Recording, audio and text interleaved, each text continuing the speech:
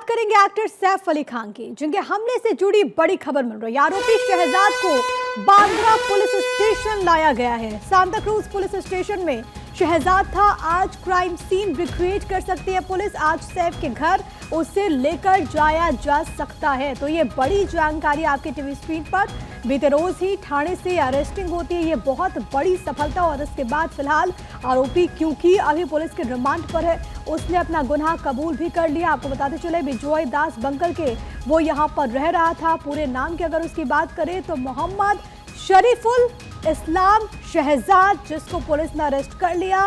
उसने अपने गुनाहों को कबूल भी कर लिया, जिसमें उसका कहना यह था कि दरअसल बांग्लादेश जाने के लिए उसके पास पैसे नहीं थे और इसी वजह से उसने चोरी की प्लानिंग की।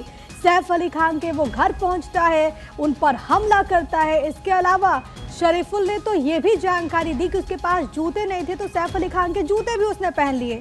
हालांकि तब से लगातार पुलिस की तरफ से उसको पकड़ने के लिए दबिश अलग अलग जगहों पर दी जा रही थी। कई लोगों से पूछताछ, कई लोगों को हिरासत में भी लिया गया, लेकिन अब मुख्य आरोपी पुलिस की गिरफ्त में। मेरे साथ सत्यप्रकाश सोनी, मेरे सहयोगी, इस वक्त कनेक्टेड है। सत्यप्रकाश, क्योंकि पूरा मामला जब से सामने आया, सवालों की एक लंबी फहरिस्त है जो कि लगातार उठ रही है। आज के दिन किस तरीके की हलचल है?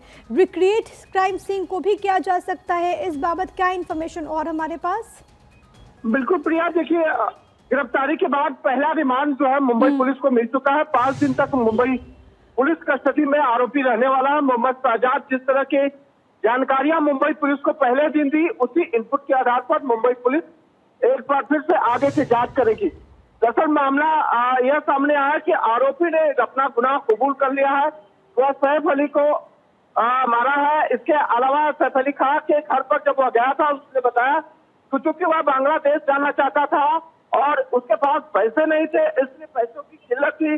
उसने कुछ लोगों से पैसों की डिमांड भी की थी, लेकिन चूंकि पैसा नहीं मिला तो वह चाहता था कि अब जो है किसी तरह से प्लान किया जाए। और जब वह मुंबई के जुहू इलाके और बांद्रा इलाके में घूमने आया था, उसी दरमियान ऑटो रिक्शा चालक ने उससे जानकारी दी थी कि ये बांद्रा में शाहरुख खान का घर है, यह बांद्रा में सलमान खान का घर है और सैफ अली का घर है। तो उसको इस बात की लालच लगी कि शायद इनके यहाँ अगर कुछ किया जाए तो शायद हाथ लगे, कुछ मिलेगा तो गांव निकल सकते हैं। और इसके लिए उसने प्लान बनाया कि किस तरह से घर में घुसकर चोरी करना है, न कि सैफ को मारना है। तो ये बात क्लियर हो गई। दूसरी बात है कि उसने यह भी माना कि शाहरुख खान के घर में रेकी करने वाला शख्स यही था। उसने पुलिस को कबूली दी है। लेकिन सत्यप्रकाश, फिर ये भी सवाल होगा कि क्या जो वो थ्योरी पुलिस को बता रहा है, क्या वही सच है या फिर इसके अलावा ये मामला कुछ और भी हो सकता है? जाहिर है कि पुलिस इस एंगल से भी जांच करेगी।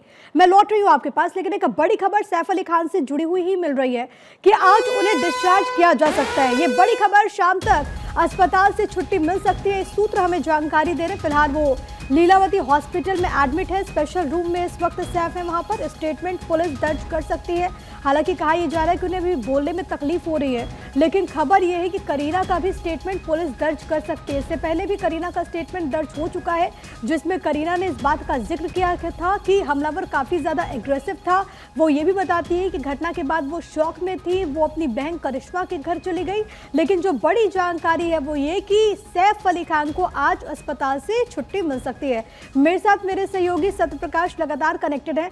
सत्यप्रकाश, ये इन्फॉर्मेशन है कि आज उन्हें डिस्चार्ज किया जा सकता है और ये भी है कि आज ही सैफ अली खान का स्टेटमेंट भी मुंबई पुलिस दर्ज कर सकती है। बिल्कुल, देखिए सैफ अली खान के ऑपरेशन के बाद दूसरे दिन डॉक्टर की तरफ से यह जानकारी दी गई थी कि चूंकि सैफ के सेहत में सुधार हो रहा है, उनको आईसीयू से बाहर निकाल दिया गया है। हालांकि उन्हें बोलने में दिक्कत हो रही है, लेकिन उनको चलाने की कोशिश किया जा रहा है। निजी जो रोज की रूटीन है उनके खाने की, उनके पोषक तत्वों की, वो सारी चीजें दी जा रही है। लेकिन मुंबई पुलिस के लिए बहुत महत्वपूर्ण बात है कि सैफ अली का बयान दर्ज किया जाए, क्योंकि पीड़ित है, उनके सामने सारी घटनाएं हुई है, उनके बयान बहुत कुछ मायने रखते हैं। और इस परिस्थिति में अगर सैफ अली खान का बयान दर्ज होता है, उसके बाद मुंबई पुलिस जो है क्रॉस वेरीफाई करती है आरोपी के साथ, तो यह साफ हो पाएगा कि आरोपी जो थ्योरी बता रहा है उसमें क्या सच्चाई है।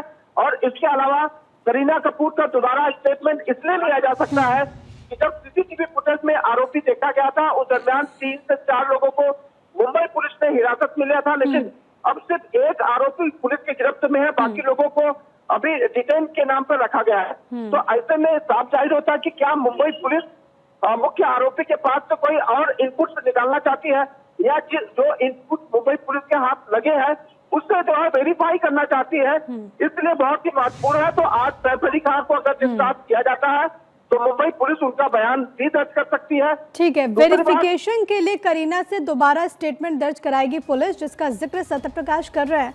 सत्यप्रकाश, इसी मामले से जुड़ी एक और बड़ी खबर है, जरा वो भी हम दर्शकों तक पहुंचा दें कि सैफ पर हमले के सबूत इस वक्त मुंबई पुलिस जुटा रही है। आरोपी शहजाद की गिरफ्तारी के बाद इन्वेस्टिगेशन बेहद तेज है।